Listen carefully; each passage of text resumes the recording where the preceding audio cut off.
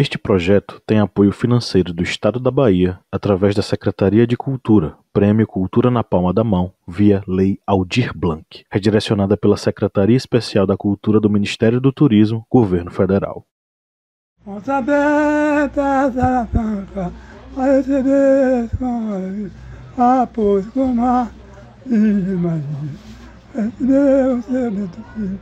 Porta aberta, sala franca, a receber com Maria. Após com mar e Maria. Receber o seu bento filho. Aí no dia de quinta-feira, morreu meu Jesus.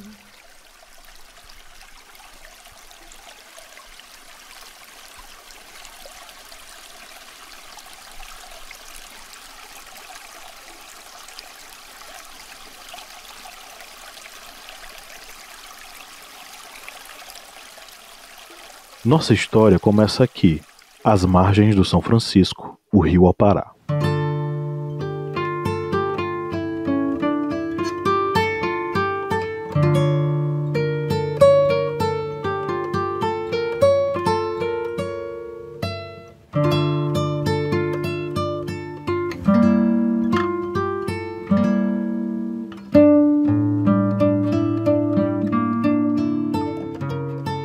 Há na memória popular ribeirinha uma lenda que marca seu nascimento.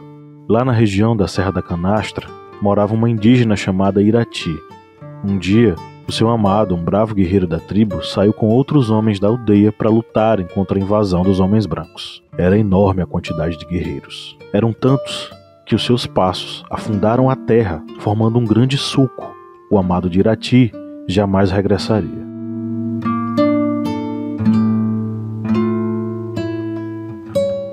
Saudosa do companheiro, inconsolável com a perda, ela sentou-se numa pedra e chorou copiosamente, por dias seguidos, a tal ponto que suas lágrimas escorreram pelo chapadão, despencando do alto da serra, formando uma cascata e, caindo no sulco criado pelos passos dos guerreiros, essas águas escorreram para o norte, onde se derramaram no oceano, e assim se formou o Apará, o rio-mar em Tupi.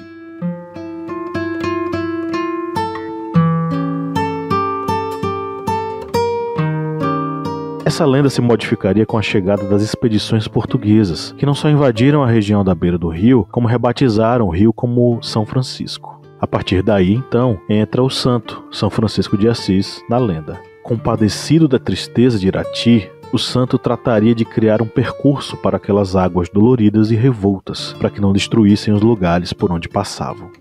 E assim foi, até desaguar no mar. Em 1501, o Apará viraria São Francisco.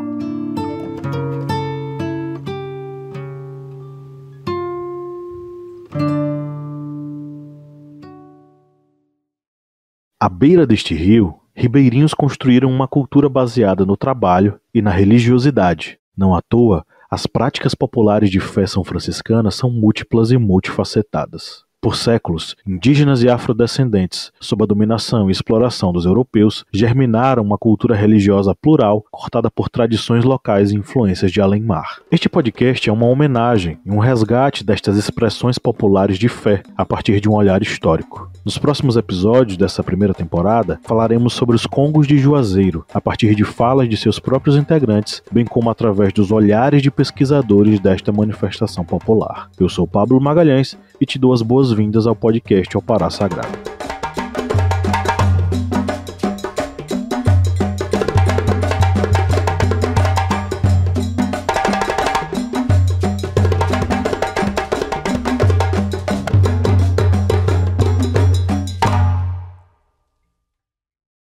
Em Juazeiro não se sabe a data exata da origem dos Congos. A memória dos mais velhos membros do grupo, reproduzida pela atual formação dos Congos, dá conta do nome do senhor José Cassiano, que morava na ilha de Nossa Senhora, que fica a 2 quilômetros da cidade de Juazeiro. Ele então é o mais antigo líder do grupo de que se tem lembrança. Em 1935 teremos a sua sucessão. Os relatos fazem menção a 3 nomes: o velho Berto, Bertolino Cardoso dos Santos, João Leonídio e Cipriano Cardoso.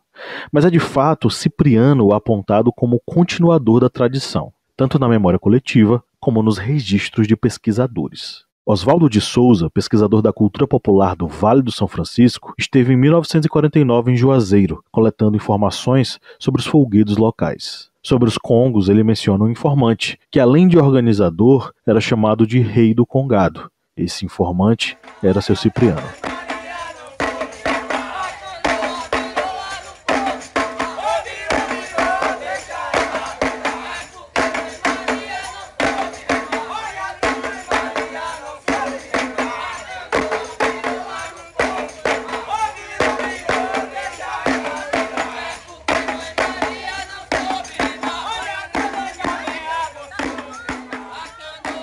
Em 1973, já debilitado, ele passaria adiante seu posto, não para um filho, mas para seu neto, José Pereira Filho, popularmente conhecido por seu Govéi. Há quase 40 anos, Govéi está à frente dos congos, promovendo o cortejo e louvando as glórias alcançadas na fé em Nossa Senhora do Rosário. Os congos representam um patrimônio imaterial da cultura e da história juazeirense, muito embora ainda não tenham ganhado oficialmente esse título. Contudo, é preciso também ressaltar que esta prática tradicional possui raízes muito mais antigas.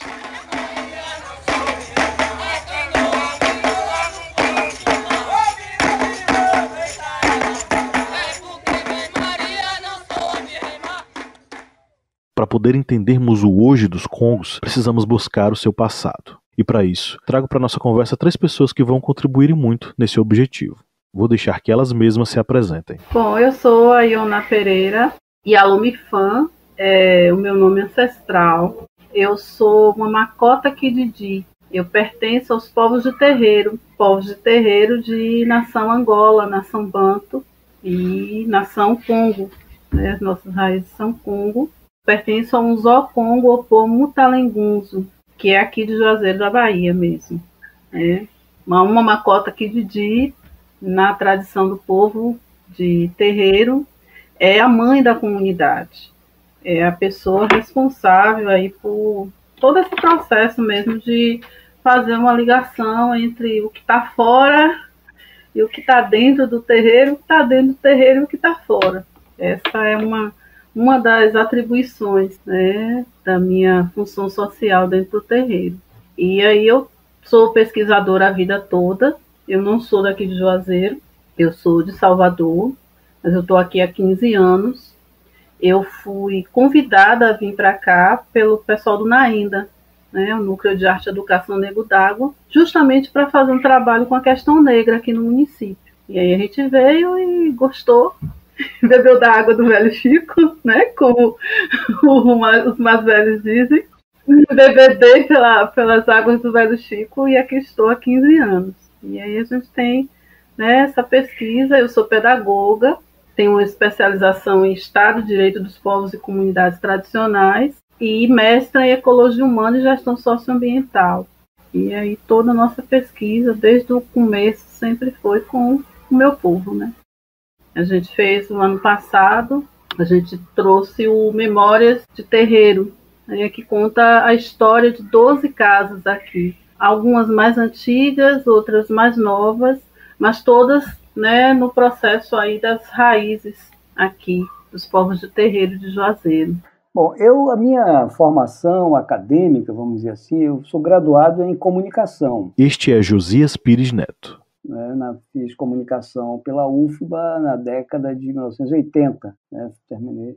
E trabalhei com comunicação, assessoria de imprensa, jornalismo diário. Mas mesmo na década de 80, eu tive uma experiência de trabalhar com memória popular. É um tema que sempre me interessou muito, né? Memória popular, manifestações culturais populares, tradicionais, sobretudo, mas também as contemporâneas, mas tinha um apreço especial pela memória, pelas tradições culturais populares. Então, eu trabalhei com isso também na década de 80. E na década de 90, no final da década, até início dos anos 2000, eu tive uma experiência muito rica, muito densa, que foi realizar uma série de documentários para a TV Educativa da Bahia, uma série chamada Bahia Singular e Plural. Foi uma série de 20 documentários sobre festas e folguedos tradicionais de todas as regiões da Bahia. Aí apareceu as burrinhas, o Bumba Meu Boi, Marujada, Chegança de Mouros, Cantos de Trabalho, festas de Cosme e Damião, festas de Santos Padroeiros, Então é um painel bastante assim vasto e muito rico. E eu fiz todo um trabalho de pesquisa bibliográfica, de pesquisa de campo, né, de produção para as gravações audiovisuais. Acompanhei, coordenei o trabalho de documentação, de registro com as equipes da TVE, trabalhei no processo de edição desse material. Então foi um mergulho muito rico, muito profundo assim, nesse campo das tradições culturais populares. E isso eu trabalhei com isso até o início dos anos 2000, até 2003, esse projeto se desdobrou. Posteriormente, eu trabalhei com a equipe que fez a pesquisa para o registro do samba de roda do Recôncavo da Bahia, para a obtenção do título da Unesco, né, de obra-prima do patrimônio oral e imaterial da humanidade, do samba de roda do Recôncavo. Integrei essa equipe, fiz a co-direção do documentário que acompanhou o dossiê, fui produtor executivo do CD do Samba de Roda Patrimônio da Humanidade, junto com Carlos Sandrone, que é um professor etnomusicólogo, professor da Universidade Federal de Pernambuco. Ele é do Rio de Janeiro, tem um livro importante sobre o samba.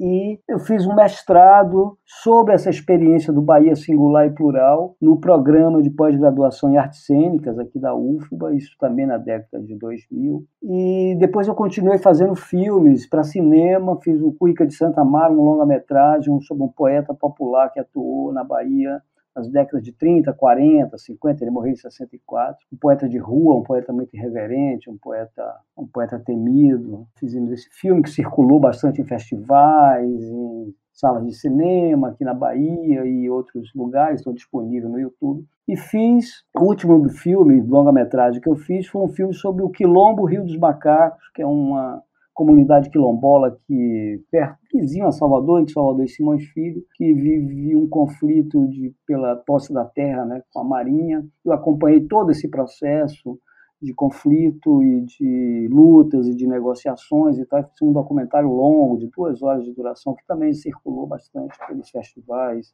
salas de cinema, salas de aula, cineclubes, etc. E a minha última atividade, esse último trabalho mais de fôlego, foi exatamente essa tese sobre a história, vamos dizer assim, da família do samba na colônia e no Império. Como eu disse, eu sei, como eu não sou historiador, eu me dei ao luxo de fazer uma pesquisa histórica com um recorte temporal bastante largo. Não é? Minha curiosidade, desde a época do Bahia Singular e Plural, eu observava que o samba de roda ele atravessa praticamente todas as manifestações culturais. O samba está presente nas festas de santo, como diz um etnomusical, os santos da Bahia, do Nordeste, gostam de samba, né? E então eu entrei em contato com esse universo do samba nas festas populares, nas festas de santos, nas festas dos folguedos, não é? Até manifestações que não têm a presença do samba, como a marujada, mas eu que assisti muitos ensaios de marujada, nos intervalos, o mestre da marujada, o primeiro mestre de marujada que eu conheci, ele chamou, agora vamos pro sambinha, e aí o pessoal no intervalo dos ensaios, que a marujada é um espetáculo muito longo, fazia um sambinha. Então, aí eu fui muito mais assim, como a história do samba é muito contada naturalmente pelo Rio de Janeiro, o que é natural, porque o Rio de Janeiro, de fato, foi o local onde o samba ganhou uma repercussão nacional muito grande, e tem toda enfim, tem por várias razões o samba, a história do samba é contada pelo Rio de Janeiro, mas é contada sempre, sobretudo do século XX, né? Tem um marco temporal do Pelo Telefone, que o samba começou em 1817, com a gravação de Pelo Telefone, etc. Alguns historiadores chegam a um período anterior, vai no final do século XIX, quando tinha a Seata, a baiana, que foi para o Rio, que levou o samba e tal. Então tem esse mito de origem na história do samba do Rio. Mas eu achava que deveria buscar outras referências mais anteriores. Fui tentar compreender um pouco essa história do samba, ou da família do samba, estamos chamando assim, família do samba, porque é um universo rítmico, coreográfico, musical mais amplo, que são muitas variantes, né? Aquilo que a gente chama de samba, mas tem muitas coisas próximas, irmãs,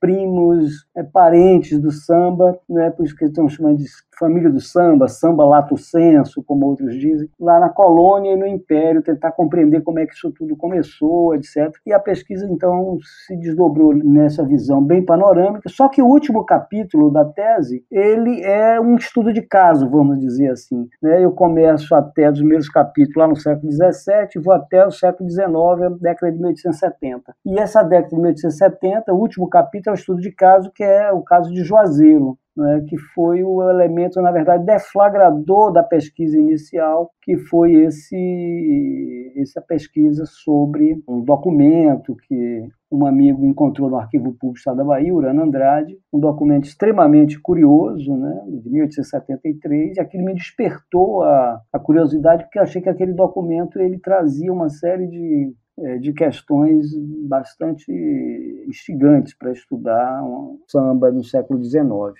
Eu sou professora. Esta é Oda Maria Bandeira. Eu fiz a licenciatura em História na Universidade Federal da Bahia. Nos anos 70, eu ingressei na universidade exatamente no ano 70. Então, estudei História na UFBA, em Salvador. Depois vim para Juazeiro.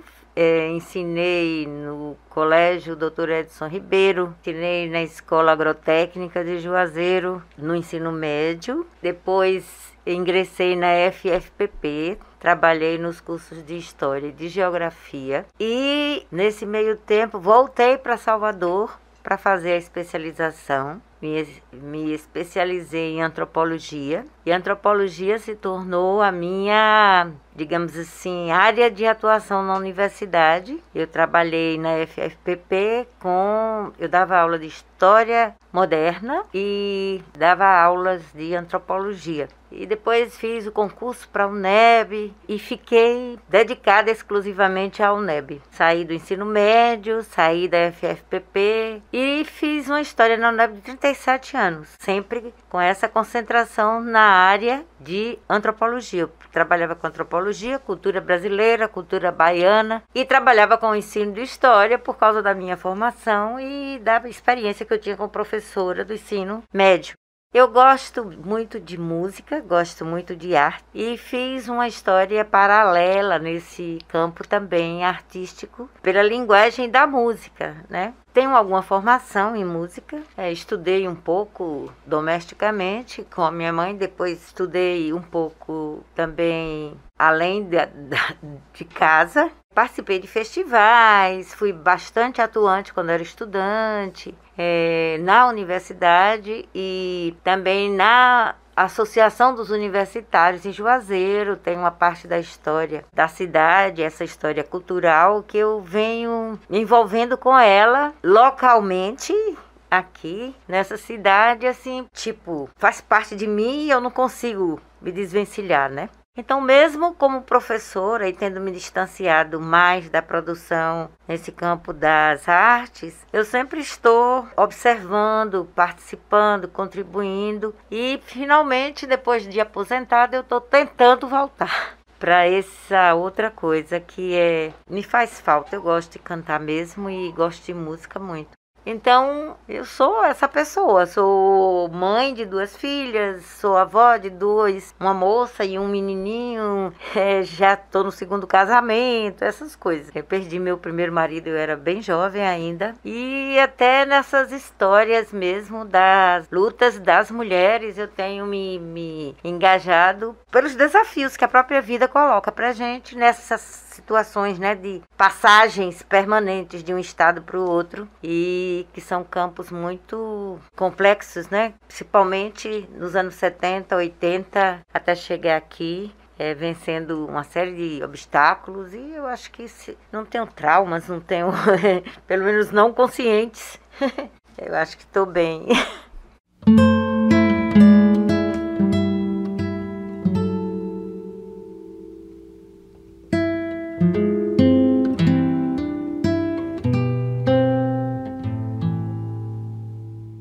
O nome Congos não batiza por acaso essa manifestação popular de fé. Seus cânticos em homenagem à sua rainha, bem como a coroação dos reis a cada ano, fazem parte de uma tradição ancestral que nos remete ao continente africano. Durante os longos séculos do período escravagista em nosso país, povos de diversas nações africanas foram sequestrados e trazidos ao Brasil sob regime de cativeiro. Foram 338 anos de um regime brutal, violento, desumano. Mesmo assim, a escravidão não foi capaz de lhes tirar sua cultura. Homens e mulheres negros e negras lutaram em diversos processos de libertação, em especial na resistência cultural. Em Juazeiro não foi diferente, por mais que sua população não tenha dimensão do processo colonial e escravagista da história da cidade.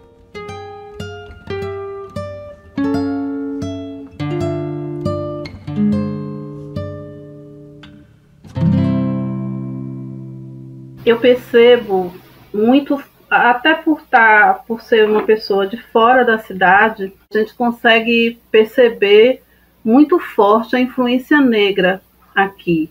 Apesar da cidade ainda hoje não se reconhecer negra, né? Mesmo com todo um processo aí desses anos, toda uma caminhada, alguns movimentos que existem dentro da cidade, as manifestações populares que são muito fortes, né? O Congo, o próprio Rei de Bois, o samba de véio, que a gente não tem nem como expressar a riqueza da manifestação e da potência da cultura negra, mas é uma cidade que infelizmente ainda não consegue se reconhecer assim. Eu vou inclusive pegar aqui o censo de 1872, né, que foi um censo mais, vamos dizer assim, o melhor censo feito no século XIX no Brasil, que os anteriores eram muito imprecisos, mas esse censo ele é um espelho, os historiadores atribuem a esse censo uma qualidade respeitável. Então, o que é que diz esse censo? A população total da freguesia de Juazeiro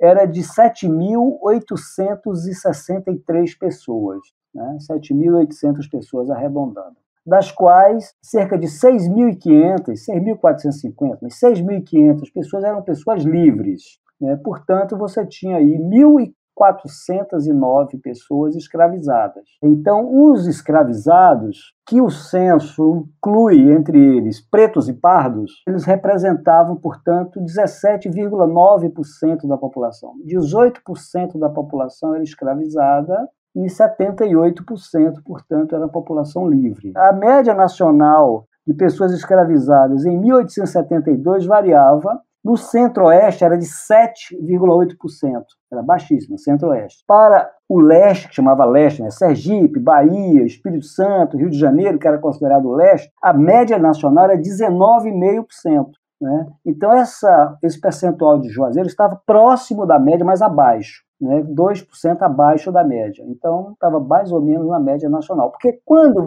a partir de 1850, vai caindo o número de escravizados no Brasil. Desde que acaba o tráfico transatlântico, cai também a quantidade e muita gente vai sendo alforriada a partir de 1860, em 1870, então já vai reduzindo, até quando chegar na abolição, a quantidade de pessoas escravizadas já é bem reduzida. Então vamos lá, os chamados pelo censo de pretos, pardos e caboclos, na vila de Juazeiro, representavam 92% da população, 92,43%. Ou seja, do total de 7.800 pessoas que viviam em Juazeiro, 7.200 pessoas eram pretas, pardas e caboclos. Quer dizer, os brancos representavam menos de 600 pessoas, 7,6% da população era chamado de brancos pelo censo. Então você vê que o percentual de pretos, pardos e caboclos era 92%, era absoluto. Sendo que os chamados pretos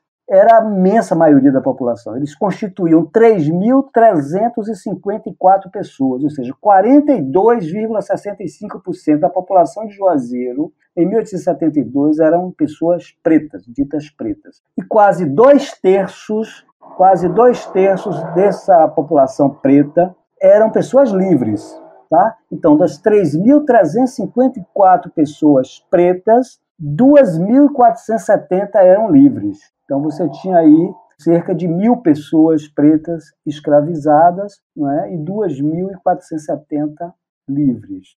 Era preta, parda e cabocla, sem sombra de 94%, né? 94%, sendo mais preciso, 92%. Então, não tenha dúvida. Aí eu consegui uma informação também no censo e em jornais da época que caracteriza as profissões dessas pessoas. Então, as pessoas escravizadas em Juazeiro e também em livres pobres, eles atuavam nas profissões de artistas, que era um nome genérico, né, para caracterizar os vários tipos de artesão. Todo tipo de artesão.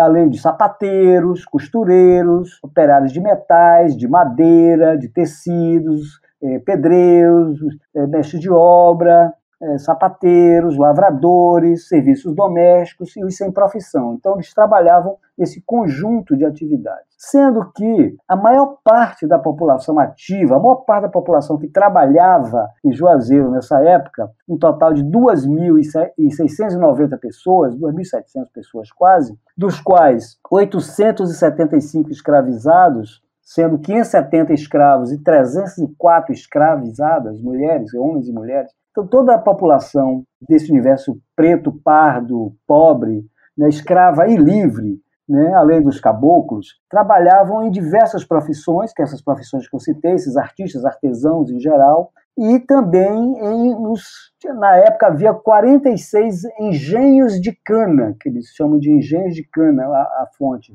que produziam açúcar e rapadura, e também havia cerca de 100 oficinas de fazer farinha de mandioca, que são as casas de farinha. Então, a maior parte dessa população trabalhava no campo, você tinha uma parte que era artesãos, urbanos, mas a maior parte trabalhava na zona rural, em oficinas, como ele chama, de fazer farinha de mandioca e na produção de açúcar e rapadura. Em cada engenho, trabalhava cerca de 10 a 12 pessoas, entre livres e escravos. A atividade não era compartimentada. Havia, até no Recôncavo isso havia também. Quer dizer, os engenhos do Recôncavo, eles empregavam tanto pessoas escravizadas quanto pessoas livres, comungando atividades complementares. Então, as pessoas, em Juazeiro, a maior parte, portanto, trabalhava nesses engenhos de mandioca e de açúcar, sendo que os engenhos de cana empregavam de 10 a 12 pessoas e na farinha 5 a 6 pessoas cada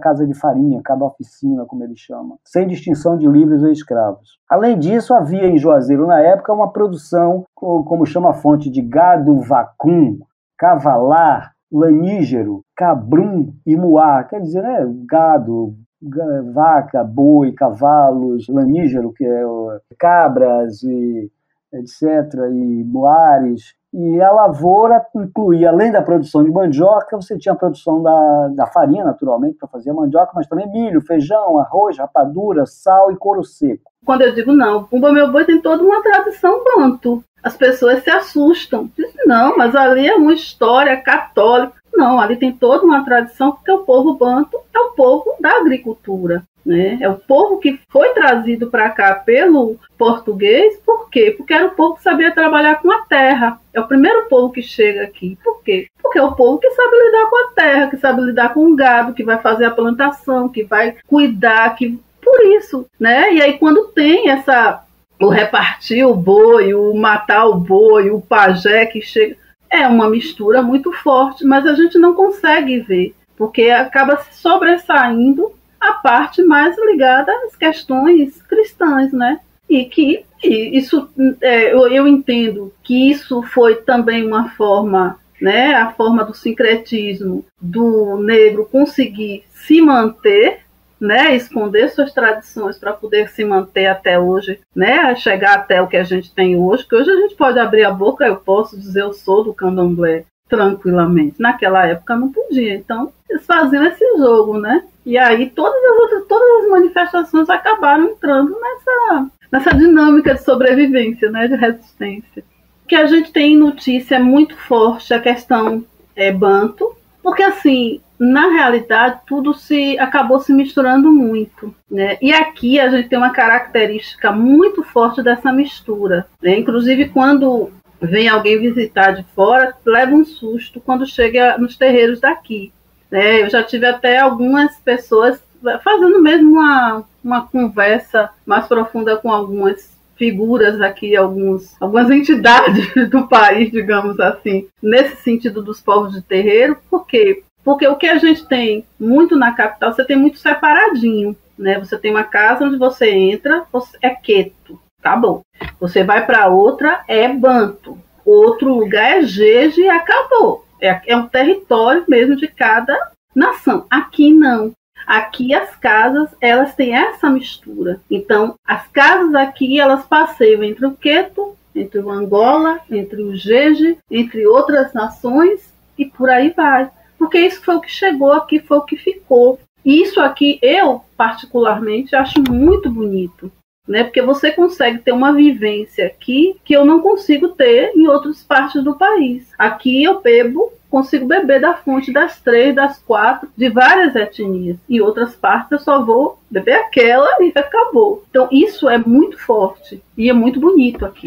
Eu admiro muito. As trocas devem ter acontecido, com certeza. Tanto de lá para cá como daqui para lá. Né? Principalmente nos processos de fuga dos escravos. Né, nos quilombos. O quilombo é o espaço dessas trocas, é o espaço onde tudo podia acontecer, podia ser vivenciado, né? Então, com certeza, deve ter tido aí 1001 trocas, como as trocas com os indígenas também, que a gente não falou ainda, né? Porque o Congo também tem uma parte indígena forte, né? A gente não pode esquecer a parte do dono da terra, que eles são os verdadeiros donos dessa terra, né? E quando o povo banto consegue dialogar muito bem com o indígena por causa dessa relação muito forte com a terra. Então, com certeza, as trocas devem ter tido 1001 trocas, com certeza. Chegou um momento da história da Bahia que Juazeiro se tornou um ponto muito estratégico por causa do rio. É a questão para onde a gente vai. E se você for investigar, existe muitos relatos de viajantes, e não só viajantes no sentido de comerciantes, mas de pessoas preocupadas em conhecer a realidade mesmo, por conta do rio, né, que vinham descobrir possibilidades de contato da Bahia com outros pontos do Brasil. E eu acho que a Igreja Católica, ela não fez uma história diferente disso. Ela veio também acompanhando todo esse movimento de interiorização para chegar até aqui, porque como a gente vê a criação de gado, só poderia se desenvolver nesses lugares onde tinha água. Eram os currais, né? E eu acho que faz todo sentido essa coisa da confraria de Nossa Senhora do Rosário, fazer essa costura, digamos assim, né? Incrementar essa fusão que era necessária até para garantir que aquela mão de obra se mantivesse de alguma forma minimamente confortável para a reprodução da própria mão de obra ali, né? A força de trabalho, porque não tinha outra forma. Eu acredito que foi algo cultivado, não é uma dependência, assim, não é uma vinculação dos povos africanos escravizados com Nossa Senhora do Rosário, mas eu acho que foi cultivada essa vinculação pela própria igreja, entendeu? Uhum. Mas o fato é que essa instituição, ela está presente na história do Brasil em várias localidades com esse mesmo sentido, esse mesmo caráter, né, de abrigar, proteger os povos pretos, africanizados, dar um lugar para eles de conforto, digamos assim, espiritual, né, dentro da estrutura da igreja, também para apaziguar. Eu acho que tem essa problemática aí muito séria, que é você manter um clima de equilíbrio nas próprias relações, né?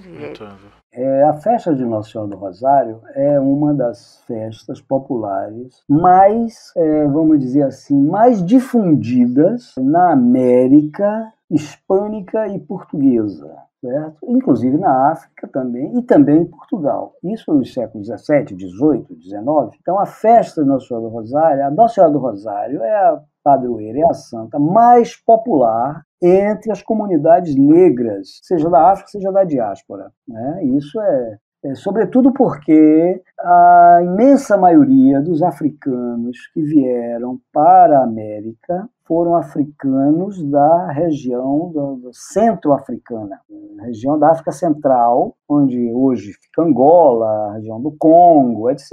E desde o século XV, final do século XV, houve a difusão de um catolicismo africano, como dizem alguns historiadores, nessa região. Se você ler a tese, você vai encontrar uma discussão mais detida sobre essa expressão cultural. Inclusive, eu forneço a bibliografia na tese sobre a difusão da festa de Nossa Senhora do Rosário, a qual está associada historicamente a coroação do rei negro, a coroação do rei de Angola, a coroação do rei do Congo, as coroações de reis africanos. Rei e rainha, eles têm a presença que são os reis e as rainhas do Congo.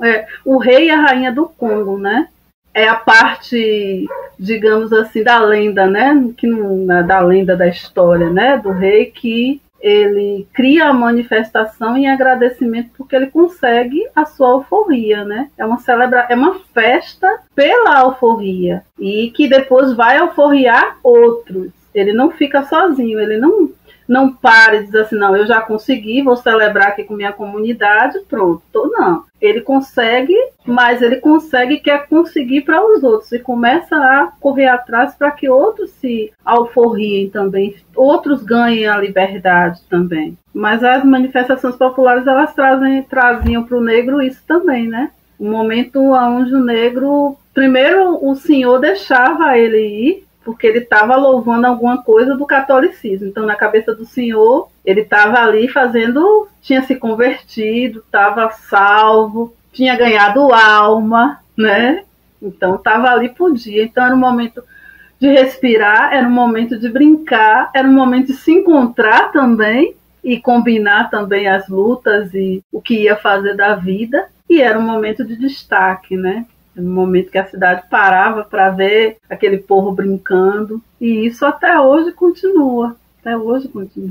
E esse amor, ele se mistura, né? O amor da devoção ao amor do reconhecimento. Um momento onde você está no destaque, onde você que é um trabalhador que muitas vezes é humilhado, é pisado, em algum momento você ganha, né, o destaque dentro da comunidade. E ao mesmo tempo tem a devoção, tem o amor ao santo, à santa, ao orixá que está representado ali, as bênçãos, né, as promessas que são feitas e que voltam, que as pessoas ganham e têm o prazer de estar ali dizendo obrigado, eu consegui, você olhou para mim, você cuidou de mim, eu não estou sozinho nesse mundo. Então a relação de amor passa por aí, né? E isso é muito bom, é muito gostoso. Então, isso é uma festa extremamente difundida na América, espanhola, e a hispânica e portuguesa. Portanto, não é nenhuma exceção. Aí mesmo na região de Juazeiro, tem uma folclorista daí que eu cito no trabalho, a Antonila Cardoso, ela tem um livro sobre o Congado, de Juazeiro, que ela se refere à presença da festa do Congo também em Centro-Sé, né, em outros municípios da região. Então, é absolutamente convergente, né, a existência da festa do Congo em Juazeiro com as congadas em outros lugares do Brasil e da América, até nos Estados Unidos, na região hispânica, né, da norte-americana, Louisiana, aquela região toda ali de baixo. Então é uma festa muito popular, muito, muito, muito, muito. A maior parte das irmandades negras da Bahia sempre foram irmandades vinculadas à Nossa Senhora do Rosário. Dos Congos, dos Bantus, né, dos angolanos, a maior parte, as primeiras e a maior quantidade. Eles tinham uma propensão muito forte para constituir irmandades dedicadas à Nossa Senhora do Rosário e muitas delas tinham coroações de rei negro, tinham congada. Os congos eu conheço desde criança, vendo eles passarem para a igreja na festa de Nossa Senhora do Rosário. Minha família morava ali bem no centro, na rua Cesário da Silva. E meu avô era da Irmandade do Rosário. Meu avô era negro, alto. Ele era índio, mas ele era negro no tom da pele. Era uma pessoa assim que tinha uma proximidade grande com os congos por conta do fato de também os congos serem vinculados ao culto à Nossa Senhora do Rosário. Então tinha a confraria do Rosário, meu avô era da confraria e também era ele recebia essa visita dos congos quando os congos voltavam da igreja. Então eu cresci vendo aqueles congos. Inicialmente, para mim, era uma dança em homenagem à Nossa Senhora do Rosário. E assim, era uma dança que a gente percebia que era diferente das outras coisas da igreja. Isso eu estou falando bem em cima de uma reflexão sobre como eu sentia a coisa. Eles dançavam, bebiam e comiam nas casas. E bebiam muita cachaça, assim, né? Era um ritual, assim. Mas era algo que visível era isso, mas tinha mais coisas. Eu percebia que tinha algumas outras coisas. Porque existia uma rainha e existia um rei. Eles sempre vinham na frente com a rainha da época e o rei. Às vezes era criança e às vezes era pessoas adultas. Isso é o que eu me lembro. Mas assim, depois que eu comecei a estudar, um dos primeiros trabalhos que eu fiz na faculdade foi sobre os congos de Juazeiro. Um trabalho mais nesse nível da descrição do que era. Porque era uma novidade no meu curso lá em Salvador, porque, digamos assim, o conhecimento da universidade pública sobre a realidade do Estado ainda não era com o alcance que tem hoje. Era tudo muito centrado em Salvador e no Recôncavo baiano. Então, nós éramos do interior.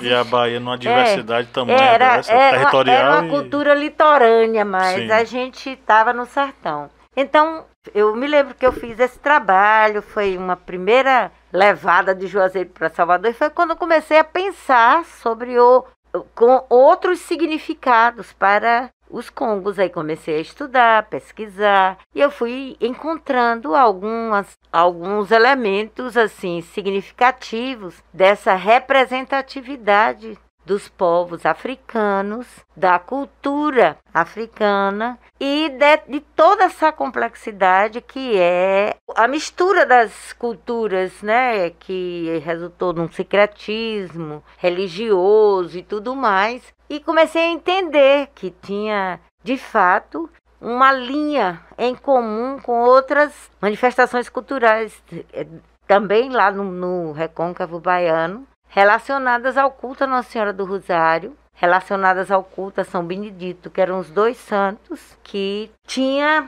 essa, digamos assim, dava uma certa proteção à comunidade dos negros escravizados no Brasil. Eu comecei a perceber isso. Na maioria dos lugares tem essa junção com Nossa Senhora do Rosário dos Pretos, né? Porque essa devoção é uma devoção muito forte, porque Nossa Senhora do Rosário dos Pretos, ela servia de alento para os escravizados. Era uma imagem que se identificava com esse sofrimento. E uma imagem de Nossa Senhora, né, que aí no sincretismo tem um outro processo, que seria a figura para acolher todo esse sofrimento, né? E que a Irmandade, né, a confraria, ela servia para ajudar a libertar esses escravos, né? Esse alívio do sofrimento, no caso, seria para a questão de libertar esses escravos. Lá em Salvador, eu pessoalmente nunca tive contato com congada. Eu sempre ouvi falar muito mais no interior do que na capital. Eu mesma não tenho lembrança assim, de ter visto em algum momento, até no próprio, né, carnaval mesmo, que é o momento onde todas as manifestações aparecem, nunca. Via muito nos desfiles que a gente tinha. Hoje eu não sei como é que está, mas tinha um desfile que a Fundação Cultural Estado da Bahia fazia todo ano, né, que assim ela convidava todas as manifestações populares que você tivesse imaginado o Estado. E assim era uma riqueza. E aí a gente participava, e aí nesse momento a gente tinha contato aí com todo mundo. Mas no dia a dia eu não tenho notícia. Não sei hoje, porque hoje eu já ouvi falar que tem também lá Maracatu, hoje em Salvador, até o pessoal está fazendo 7 anos que fundou e tal. Então eu não sei como é que está hoje, mas na minha dinâmica eu não tive esse contato lá. Tive contato com o Rosário dos Pretos muito, por conta do meu processo com o candomblé e com a ligação ali com o Pelourinho, né? Minha história passa muito por ali. Então, tive muito contato com a igreja, com as missas, com as celebrações, com todos os rituais. Então, vi muito isso, né? A única dúvida que eu tenho, que não consegui provar, acerca a partir de quando, desde quando que a congada funciona em Juazeiro, né? Isso eu não consegui provar. O que eu tenho, a informação que eu obtive, graças à dona Nilce, não sei se você conhece a dona Nilce, ela era presidente da confraria do Congo, na época que eu estava fazendo a pesquisa. Dona Nilza Xavier da Cruz Muniz, ela era presidente da confraria. E, em contato com Dona Nilza, eu tive a sorte dela me fornecer a ata de fundação da confraria. Mas essa ata, né, própria ata, eu posso ler para vocês aqui, essa ata foi lavrada no dia 8 de novembro de 1926, quer dizer, está no começo do século XX. Agora, a própria ata, está registrado nessa ata, eu li, eu tenho cópia aqui da ata, está registrado na ata que o festejo em louvor da santa preferida dos afro-brasileiros, que é Nossa Senhora do Rosário, que a confraria é de Nossa Senhora do Rosário, né? Geralmente as festas do Congo estão vinculadas às irmandades e confrarias de Nossa Senhora do Rosário. Ele diz que a ata diz que o louvor a Nossa Senhora do Rosário em Juazeiro se vem celebrando de longos anos, fecha aspas. Quer dizer, ele não diz desde quando, né? Diz que se vem celebrando de longos anos. Isso em 1924, ele diz, 26, ele diz isso. Quer dizer, pode ter sido de 20 anos, 30 anos, 40 anos, 50 anos, a gente não sabe. Ele não precisa exatamente quando teria sido o início. E ele explicita por que a igreja resolveu agir para fundar a confraria, afinal de contas. Porque já havia um festejo. O festejo vem de longos anos, como ele diz. E eu posso até ler, que é interessante a forma como ele diz. A reunião geral, né, que sacramentou a instalação oficial da confraria, foi presidida por um padre chamado Vicente Francisco de Jesus Matos, e ele justificou a formalização da nova instituição, a confraria, explicando que, aspas, até agora esta festa não era revestida do cunho de verdadeira devoção. Ele diz que a confraria tem por fim a reforma dos costumes, né? Eu até grifei, a reforma dos costumes. A confraria veio para reformar os costumes daquele festejo e tornar o devoto de Nossa Senhora do Rosário um cristão. Então, era o intento do padre, a partir daquela data, aspas, transformar o festejo, o antigo festejo, aspas, transformar o festejo em festa de piedade e agregar devotos do Rosário em confraria com o fim de celebrar piedosamente a Santa Padroeira do Rosário. Quer dizer, então o padre admite que havia um festejo de longos anos em Juazeiro, cujo festejo tinha as características, né, de uma grande festa de rua, como a gente sabe que acontece em todo lugar, as festas de congada, com muita bebida, com muita dança, com muita música, sai de casa em casa, que sai pelo interior, fazendo um circuito para arrecadar donativos para a festa, que circula, que às vezes começa 6 meses antes, enfim, que há um modo, né, tradicional, antigo, de festejar, fazer esses festejos, mas que o padre considerava que não eram festejos muito piedosos, exatamente porque entrava toda esse aspecto mais da festa de rua, né, da bebida, da dança, etc. Aqui em Juazeiro, eu acho que eles são muito mais uma tradição católica, né? Eles têm muito mais, eles não perderam a essência, mas acabou ficando, até porque essa região aqui é uma região muito católica, né? Juazeiro e Petrolina tem uma história, desde da sua fundação, muito forte com o catolicismo. Então acaba ficando muito forte. A gente vê, eu vejo esse sincretismo em algumas casas aqui, né? Onde a gente encontra bem forte os santos católicos, as devoções, as novenas, as trezenas.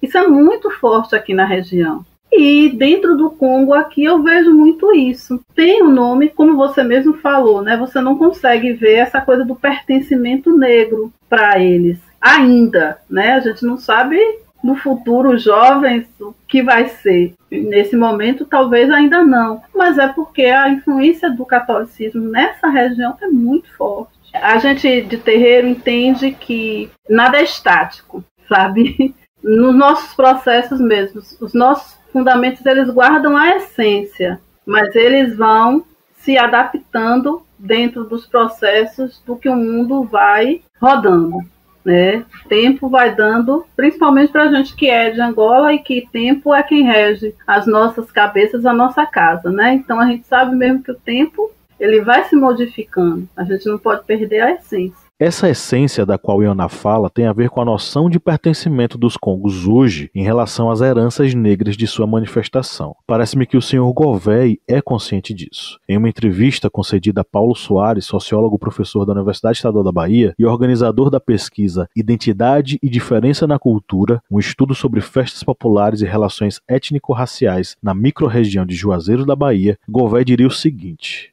abre aspas, seu Paulo, os Congo é coisa de preto, seu Paulo. O senhor não vê as músicas?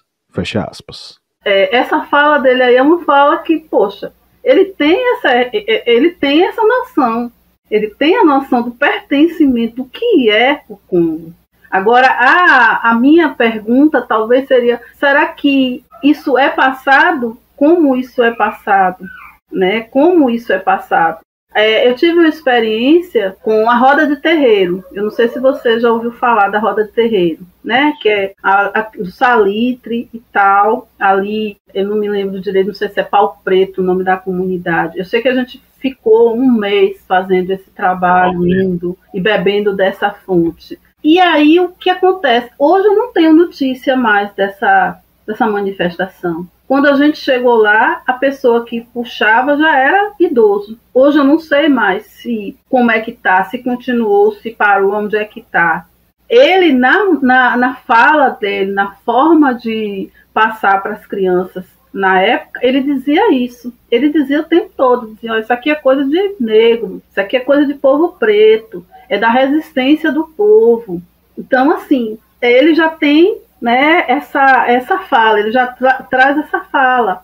Mas será que está sendo, como é que está sendo absorvido por essas crianças, esses adolescentes? Né? Acho que aí caberia realmente talvez um mergulho maior nessas figuras que estão agora, nessas figuras que vão levar, que vão caminhar. Né? Eu acho que é por aí. E a ligação com o marinheiro, eu sempre acho que é muito no pensamento dessa ligação com o europeu, né? O europeu chega aqui através do mar. São os marinheiros que vêm. Aqui nessa região, principalmente, aqui tem uma relação muito forte com os marinheiros, né? Com o povo que vem nas navegações, que durante um tempo só as navegações que traziam as coisas para aqui, para essa cidade, né? Não tinha outras histórias. Tudo passava pelo Rio São Francisco, o velho Chico. Então, acho que é muito uma homenagem a esse povo. Eu ouvi muitas mais velhas falando que elas lavavam as roupas dos marinheiros, ganhavam dinheiro com essa coisa, ficavam esperando quando o navio chegasse. Eu lembro de uma das mais velhas que ela falava isso. A gente ficava esperando quando o navio chegava, a gente já sabia o dia, porque vinham as coisas, porque vinha o povo, porque vinha a novidade. Então, eu acho que é muito essa homenagem dessa relação muito forte com esse povo, né? Com os marinheiros e com o rio, no caso aqui com o rio, né? Tinha um senhor que eu ainda o conheci, mas ele já era bem velho quando eu o conheci, seu Cipriano, que ele era negro, alto, ele era uma autoridade, a gente sentia que ele era uma autoridade dentro do grupo, anterior mesmo ao Gouveia. O Cipriano era um emblema, não precisava nem você procurar fazer essas relações, porque ele era a representação da origem mesmo, afrodescendente e tudo mais. Ele era uma figura. Mas ele já morreu, já tem alguns anos. Porque todas as pesquisas que foram feitas sobre os Congos, elas são recentes. Não tem nenhuma pesquisa sobre os Congos de quando eu era criança, que eu conheça, não. Aqui em Juazeiro, não. Você encontra nos livros de estudos folclóricos, estudos sobre a congada, mas é aquela coisa genérica, é outra visão. A abordagem folclórica da coisa é outra.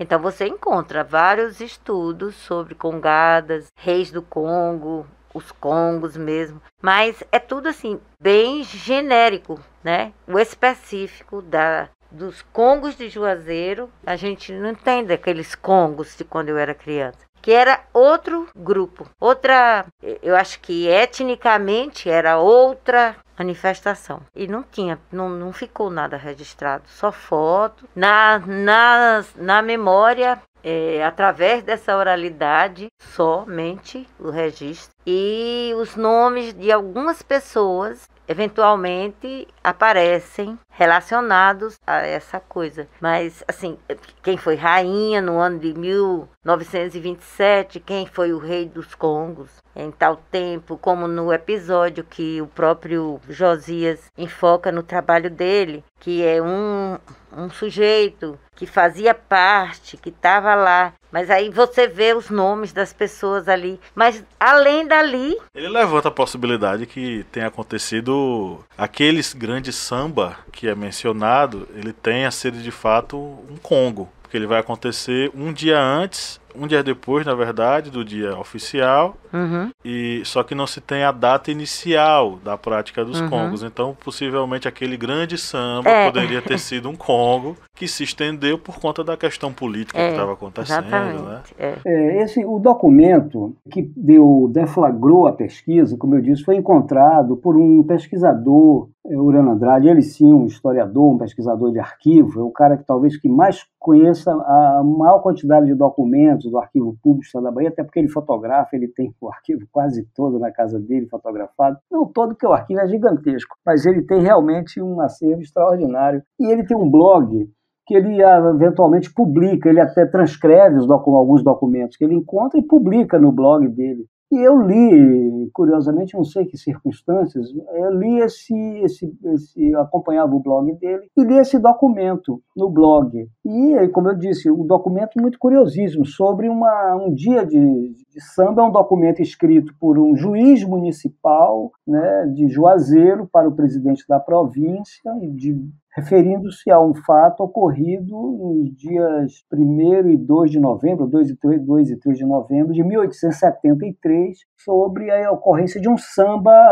2 noites seguidas de um samba ocorrido em Juazeiro, na rua de Juazeiro, em espaço público. E ele publica esse documento e transcreve e tal, e como eu li, achei bastante instigante, curioso, e me deu esse impulso de compreender o contexto, pesquisar um pouco mais sobre como foi que aquele fato ocorreu, não é? Porque ele cita uma série de autoridades que apoiaram a realização do samba, um conflito que havia entre autoridades locais em torno daquele acontecimento, etc. E eu fiquei muito curioso, só que eu não tinha experiência de arquivo. Como eu não tenho formação em história, eu não tenho experiência de arquivo. Mas o Urano não só me deu acesso a esse documento, como ele me instruiu sobre como fazer a pesquisa no Arquivo Público do Estado da Bahia. Então eu fui ao Arquivo Público e comecei e adquiri um certo... Conheci o caminho, né, para acessar aqueles documentos dentro do Arquivo Público. Estudei um pouco de paleografia, né, para poder ler documentos do século XIX, aquelas letras bastante diferentes. Então, eu passei assim bem uns 6, 8 meses, não me lembro, dentro do arquivo, acessando aqueles documentos todos, porque tem um calhamaço de documentos, nem todos os documentos, você tem que ler quase tudo, mas nem tudo tem a ver com a pesquisa. O arquivo é uma espécie de, vamos dizer, um garimpo, né, aquela coisa do garimpo que você passa... É uma pedreira, você passa dias e dias e meses ali naquela atividade e às vezes encontra uma pepita aqui, encontra uma coisa ali e vai juntando, né? Mas o fato é que facilitou muito essa pesquisa o fato do juiz ter citado o nome dos personagens. Ele não cita o nome dos sambistas, o nome das pessoas que participaram do samba, do que ele chama de samba. Ele não cita nenhum nome, mas ele cita o nome de autoridades que colaboraram com aquele acontecimento. Então, a partir desses nomes, dessas referências, o arquivo foi me fornecendo, e eu fui ler, portanto, a documentação oficial entre as autoridades de Juazeiro e o governo da província da década de 1870, para poder compreender o nível dos conflitos, os contextos políticos locais e regionais e estaduais, provinciais, que justificaram a ocorrência daquele samba. Essa ideia daquele samba como um samba de protesto, isso parte do próprio Urano Andrade. Quando ele postou o documento dele no blog, ele exatamente chamou de samba de protesto. Foi uma coisa que me chamou a atenção, ele já botou samba de protesto. Aí isso foi um chamariz, evidentemente, né, para entender o que é isso aqui, um samba de protesto no século XIX.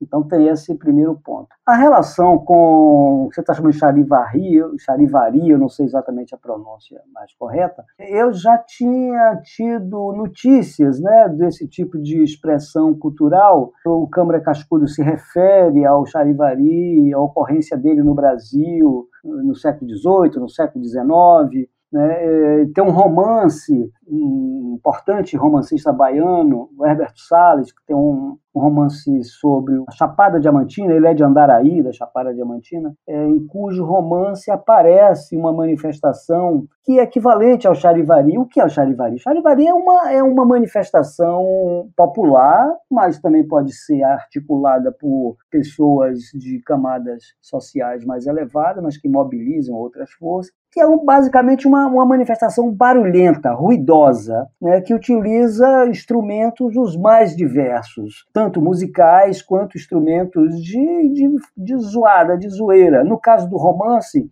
um charivari é uma orquestra de bumbos que vai para a rua de madrugada para defronte à casa de um promotor público de Andaraí, que estava fazendo não estava querendo entrar no esquema do chefe político da comunidade. Então o chefe político dá um jeito de ameaçar esse promotor, de expulsá-lo da cidade, e aí mobiliza um grupo de músicos e aderentes para fazer um grande barulho na casa do cara, para poder assustá-lo e ir embora. E o Cascudo se refere a esse uso político do charivari, porque originalmente o charivari seria, há controvérsias sobre isso, porque o o Thompson, né, o E.P. Thompson, que é um historiador, Eduardo Palmer Thompson, é um historiador muito importante da Inglaterra, que nos Costumes em Comum, ele tem um capítulo sobre a Rug Music, né, que é algo equivalente ao charivari. O charivari é um termo francês e tem um equivalente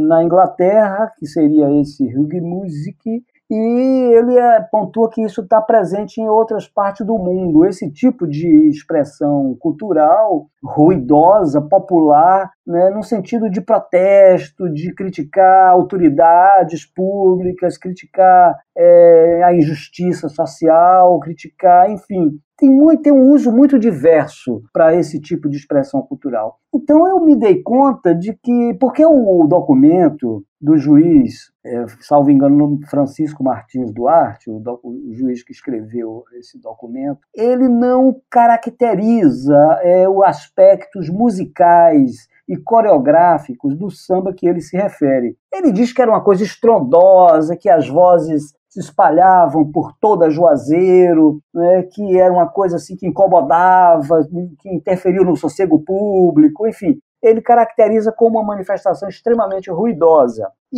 mas não dá detalhes de aspectos musicais e coreográficos. Ele usa a expressão samba, que, por sua vez, o termo samba também poderia ser usado na época para esse tipo de expressão ruidosa, barulhenta, até uma briga podia ser chamado de samba, dependendo das características. Então, mas aquilo que ele descreve parece o charivari, nos permite associar com a descrição que os autores, historiadores fazem do charivari. Então, por isso que eu fiz essa associação e, de fato, ele tem uma conotação não só ruidosa, barulhenta, como tem um objetivo político ali dentro daquela uma expressão cultural, que era afrontar o delegado. Então tem um aspecto político, além de que a pesquisa foi caracterizando bem esse aspecto que, de fato, aquele charivari, aquele samba, era uma expressão que estava num contexto de disputa política local, entre conservadores e liberais, sobretudo. Então, por isso que eu fiz essa associação, me parece que ela é pertinente, ainda que os protagonistas não viessem a utilizar essa expressão, mas ela é pertinente. E esse tipo de expressão era mais ou menos comum naquela época. Mesmo em Juazeiro, alguns anos depois, se você ler a tese, você vai encontrar, alguns anos depois, o juiz seguinte, que substituiu o juiz que supostamente estava por trás, estava dando as garantias para o Madureira, o juiz que substitui o Madureira, ele vai ser alvo depois de um protesto, também liderado por o maestro da Filarmônica, que vai para a rua com músicos e outras pessoas,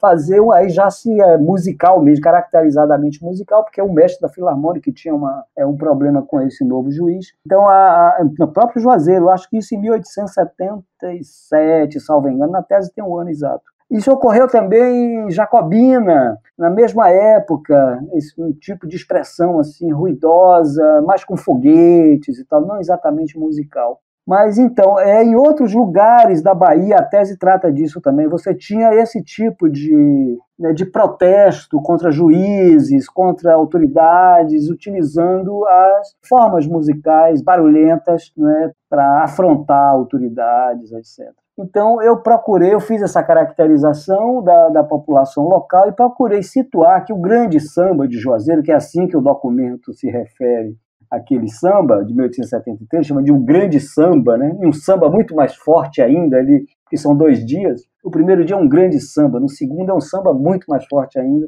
significando que muito mais gente foi mobilizada para o segundo samba. Então, essa população, esse grande samba, ele naturalmente está identificado, eu tento demonstrar isso, como expressão musical e coreográfica, se é que era uma expressão realmente musical e coreográfica, mas era dessa população majoritariamente preta, cabocla e mestiça, né, portadora de costumes comuns na região. Então a confraria é de 1829. Agora, curiosamente, a festa de Nossa Senhora de Rosário é dia 1º de novembro. E o grande samba de 1873, ele acontece nos dias 2 e 3 de novembro. Eu levanto a hipótese de trabalho, mas que eu não tenho como provar, de que talvez estivesse ocorrendo um festejo de Nossa Senhora do Rosário no dia 1º de novembro em Juazeiro, 1º de novembro de 1873. Essa festa se estendeu para além de todos os limites, porque o dia 2 era sábado, não é?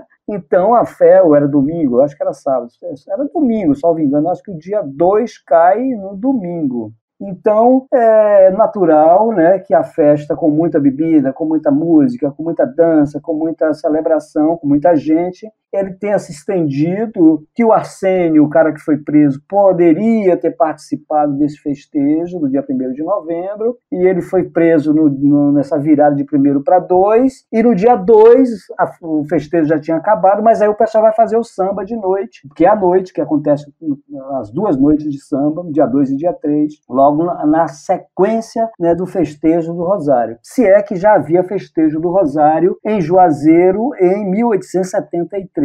Isso eu não consegui apurar, essa informação, eu teria que pesquisar mais, eu não tive a possibilidade de fazer isso. Mas está dentro do calendário da festa do Rosário. Olha, eu rezo muito para que haja, em algum momento, algum incentivo, certo? Porque, infelizmente, Juazeiro não conhece Juazeiro. Eu sou professora, então eu trabalho com criança e adolescente, jovem, adulto. E quando eu vou trabalhar com a história dessa cidade, eu vejo que as pessoas não conhecem a história da cidade.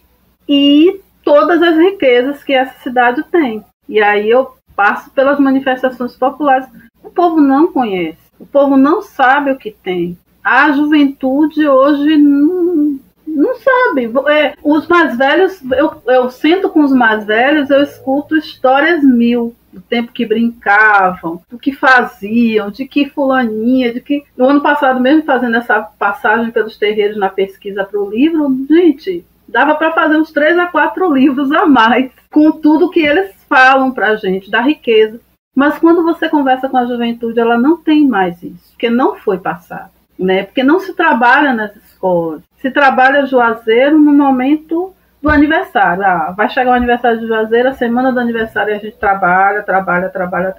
Acabou, você não ouve mais falar, né? Aí chega agosto, as manifestações, o folclore, né? Que a escola infelizmente ainda chama de folclore mesmo, naquele sentido, né? De lenda, de que não existe, de que não acontece. Acabou, pronto, parece que morreu. Então, eu espero que haja um incentivo, mas sem esse incentivo, eu acredito que as coisas vão acabar. Porque eu fiz um artigo um pouco pensando nessas manifestações quando a gente estava no mestrado, que nem foi publicado ainda, mas a gente fez um artigo e eu encontrei, meu Deus, acho que mais de 20 manifestações aqui. No Congo ainda tem, né? Porque tem o rei, a rainha, que são crianças, tem alguns meninos, tem os netos, acho que são netos, né, dele, mas e as outras histórias que a gente tinha aqui? Então, assim, os meninos, se eu não me engano, o Hertz Félix, ele fez em uma turma. Quando eu cheguei aqui, eu lembro que ele me falava que tentaram fazer um inventário mesmo, sabe? Registrando as manifestações populares que tinha aqui. Eu não sei aonde anda isso, né? Não sei com quem ficou. E eu lembro na época que ele me dizia que tinha umas 20 ou mais de 20, como os penitentes mesmo. Daqui a pouco começam os penitentes, né? Daqui a pouquinho, em março, acredito que começam os penitentes, que é outra manifestação que, né, eles passam, o povo hoje já não reverencia mais, muita gente quer correr atrás para bater, chama de louco. É um assunto bastante vasto, sabe? E ele dialoga com outros folguedos, né? Com as cheganças, dialoga, você tem inclusive versos do Congo, que são cantados também nas cheganças, mas isso é uma coisa característica do mundo da festa popular tradicional, que é a circularidade, né? de expressões, de formas, e o congado, ele tem uma recriação de festas africanas muito significativas também, quer dizer, apesar de ser uma festa que se organizou na América em torno, né, de uma irmandade afrocatólica, você tem dentro dele expressões que remetem a festas africanas também. Então é um complexo cultural extremamente rico, extremamente importante se deter, estudar, né? Tem livros recentes de pesquisadores extremamente gabaritados, fazendo esse mapeamento das festas do Congo, relacionando isso com acontecimentos históricos e festivos africanos do século XV, XVI, XVII. Enfim, é um tema extremamente rico e significativo. Eu tinha muita curiosidade de saber mesmo como os congos, os próprios, pensam sobre eles. Si. Eu queria entender muito, quando eu era mais verde, digamos assim, nesse conhecimento, era por que as pessoas queriam ser rainha e queriam ser reis dos congos. O que os motivava, né? Então, eu não encontrei ainda essa resposta, não. Mas eu queria muito entender. Porque eu sentia, eu percebia que as pessoas se compenetravam como rainha e como rei. E era era um reinado, para mim, que estava fora da coisa, era muito artificial, era algo muito curto, muito pouco para tamanha envergadura, mas eles carregavam aquela envergadura mesmo. E tem também toda aquela coisa da promessa que é feita, então, né? É isso aí. Eu queria entender exatamente, talvez pelo o meu modo de pensar, pelo viés da antropologia, eu queria entender mais isso. Moça bonita, saia na janela. Moça bonita, saia na janela. Não vê barulho, vai pra guerra. Ele foi pra guerra, mas deixaram ir. Se ele não morrer, eu tô na vida. Essa voz que abriu este episódio e agora o encerra é de Seu Govéi, por anos líder dos Congos, homem de fé e devoção. Em 2021, momento em que eu encontrei para realizar as gravações para esse podcast, ele já estava debilitado, com saúde frágil. Sua filha, Marinalva Ferreira Cardoso, foi quem me ajudou. Dá, saiu. Pode cantar aí. Olha, a nossa bandeira não deixe cair, é o caminho que devemos seguir. O que vai, pega a bandeira, vamos levantar. Pega a bandeira, não deixe o chão, essa bandeira é nossa proteção. Olha, a nossa rainha mandou nos chamar. Vamos à festa e pisar devagar. Nossa rainha mandou nos chamar. Olha, a nossa rainha mandou nos chamar. Vamos lá. Na pressa e pisar devagar. Porque Tem muitas cantigas. tem muitas cantigas, é verdade.